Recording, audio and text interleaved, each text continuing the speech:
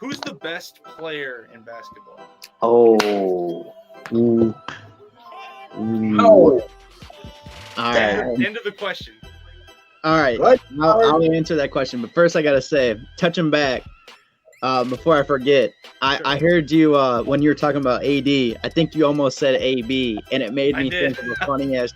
I don't mean to be the guy to bring up AB because he's a fucking clown, and I know we're trying to move past the fool. But I'd put Kawhi at just a little bit above LeBron, then Giannis, because Giannis got exposed, man.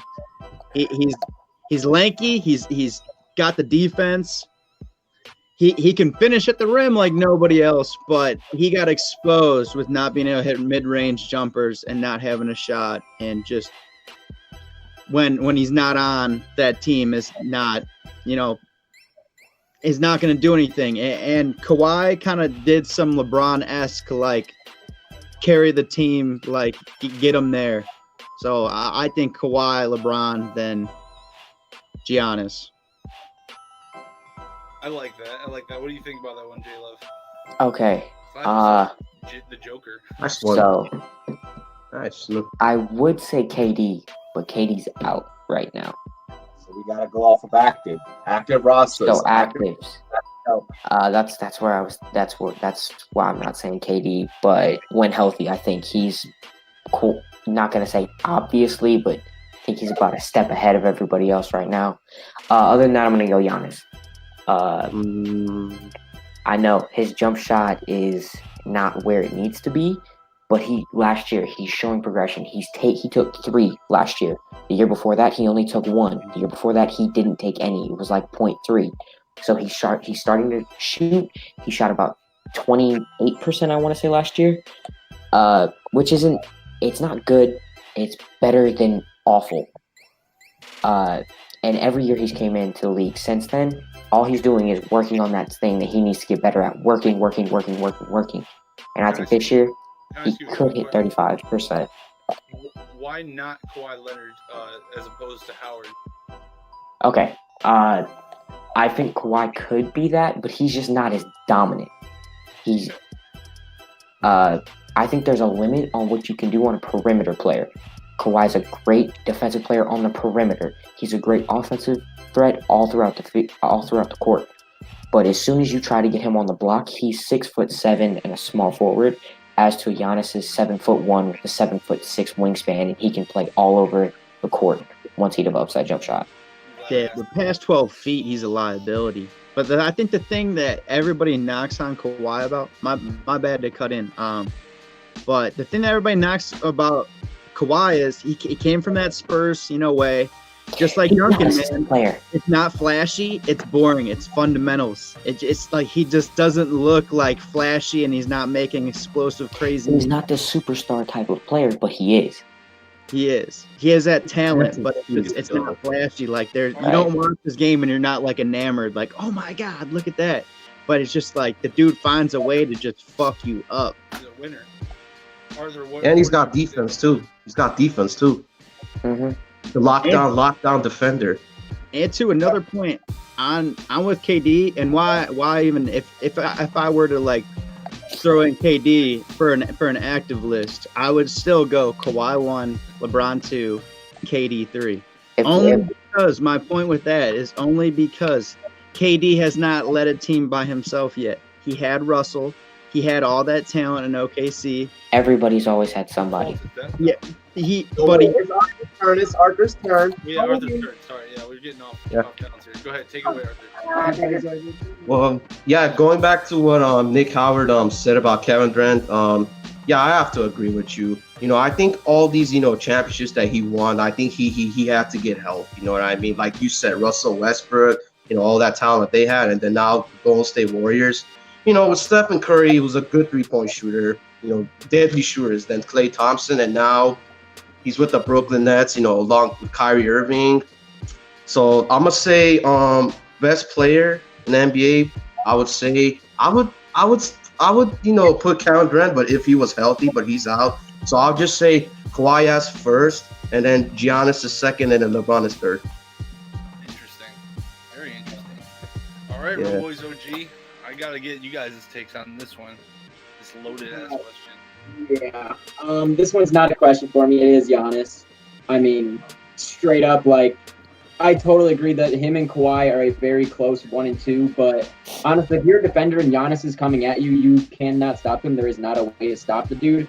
Kawhi, I agree that he's lethal and he's coming at you, but like, dude, Giannis is something else. And J Love hammered it down with the kid came in with no type of strength, no type of shooting ability at all whatsoever. And you see he's gained like 50 pounds worth of muscle. He knows what he needs to work on. And I can guarantee you his routine this offseason involves a 3-point shot.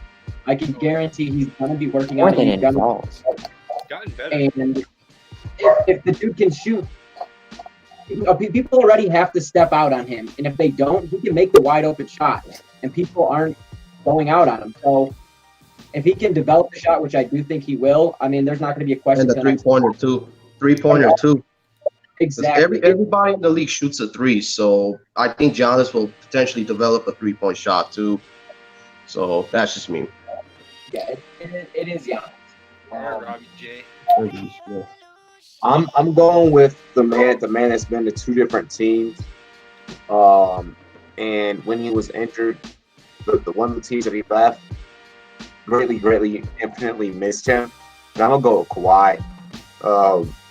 Wherever this man goes, a trophy seems to follow. And now he's not gonna have to do as much defensively because he's gonna be going to a defensively sound team. And I hate to shout out that other team, on the other side there in LA. But the Clippers are gonna be monsters. And I hate to do that. But if there's any window of opportunity for them, it's right now. They had a window of opportunity with Lob City. That flopped. That became Flop City.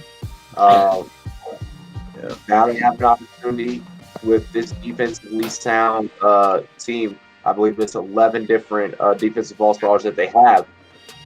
Between him and PG, they can make something work. I got to go with Kawhi first. I mean, yes, I have to respect that Giannis did it all by himself for where he got. So for that, I mean, yeah, I'm putting Giannis. LeBron and AD teaming up. I got to put those two, third and fourth. No matter what, if LeBron is still alive and breathing, you're putting him in the top 3. No matter what, I don't care. And then I'd have to probably go Steph 5th, and then Harden and Westbrook. And then, whenever KD steps in, then KD will be back up there in that top 5.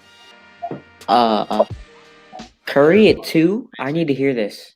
I care a JD, lot about spacing. I don't know about that one. Spacing in the NBA matters more than anything else right now. And there's no one better at spacing in the history of the game than Steph Curry. Period. He's Steve Nash with a long-range projectile. He is the most dominant offensive player in the game, and he's led the league in steals.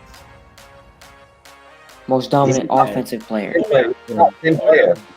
He's a top 10 player. I'd have. You don't gotta look at the stats. He's top 10. He's top 10. He's top 10, yeah, but I don't even think he's top 5.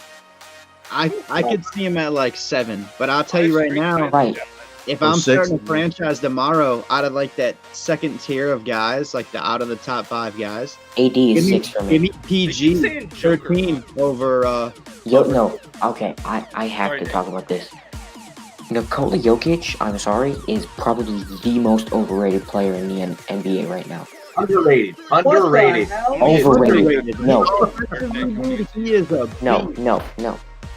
Let me say something. I see people trying to say he is the best center in the NBA. I see people trying to say he's a top 5 player in the NBA. I see people trying to say that not only is he the most underrated player, that he is probably having a case for the best player. No. Nikola Jokic is arguably a top 10 player. Arguably. I just don't understand what the reasoning for people saying that he is the best center. No, it is Joel Embiid. By far, it is far and away. No, I know it's more than stats. He plays on a stacked team, and he does a lot for them. He's a playmaker who can score, but he is awful. He is probably one of the worst defensive big men in the league. He cannot play defense to save his life. Oh, my God. All right, Nick. healthier on a day-to-day basis than Embiid. Nick, I want you to take it away though. You were on a point, and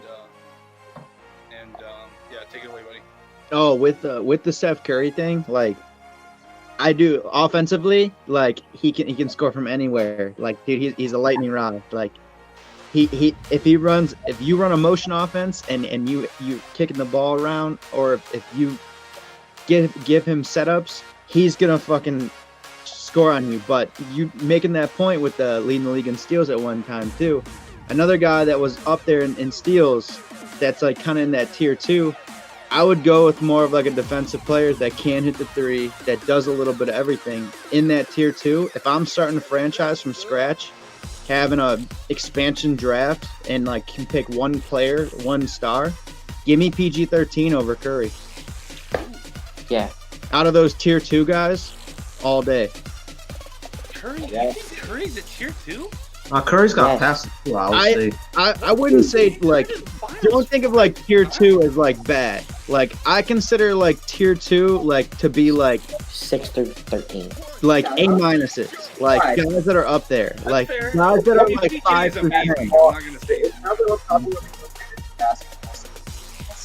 Guys that are like 5 through 10 in like my like rank currently in the league. That's like kind of what I view as like tier 2. It's still really definitely good. love the two-way game of Paul George. I'll definitely Yeah. give you that. And Steph Curry sometimes gets outmatched. That happens a lot. This topic is going to come up a million times throughout the season. What we got next You're right. up? All right, let's move on. Thanks for watching Rumboyz After Dark clips. Remember to join us next Friday at 9 p.m. Eastern Time, live exclusively on Rumboyz.com, Sportscaster.com, and YouTube. Remember to go to Rumboyz.com for more sports. The sign-up is free, the membership is free. Dilly dilly, and God bless.